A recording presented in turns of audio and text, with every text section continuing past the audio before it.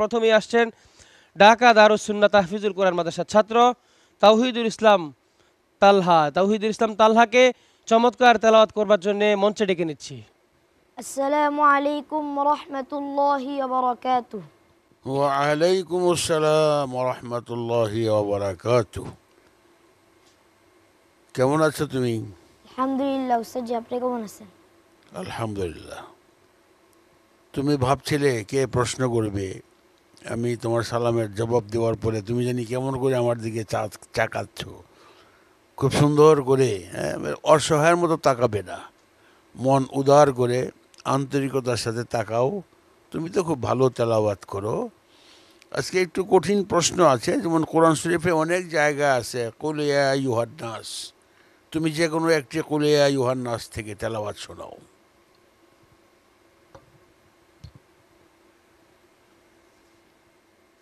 আউযু বিল্লাহি মিনাশ শাইতানির রাজীম।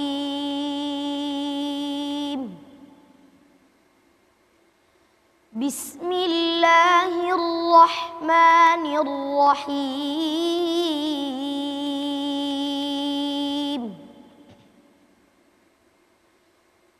কুল ইয়া আইয়ুহান নাসু ইন কুনতুম ফি শাক্কিম মিন দীনি ইন কুনতুম ফি শাক্কিম মিন দীনি ফালা تعبدون من دون الله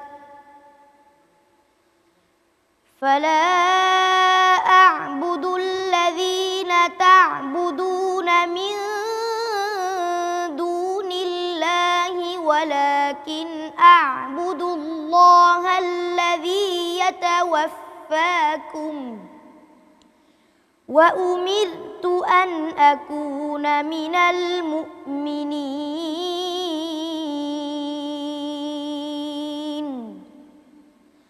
وأن أقم وجهك للدين حنيفا ولا تكونن من المشركين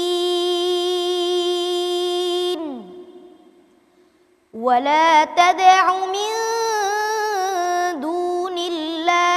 ما لا ينفعك ولا يضرك فإن فعلت فإنك إذا من الظالمين.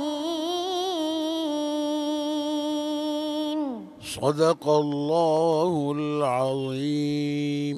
صدق الله مولانا العظيم. মাশাআল্লাহ। তাওহিদুল ইসলাম তালহা, একদম অডিশন থেকে তাকে দেখছি যে সে চমৎকার তেলাওয়াত করে।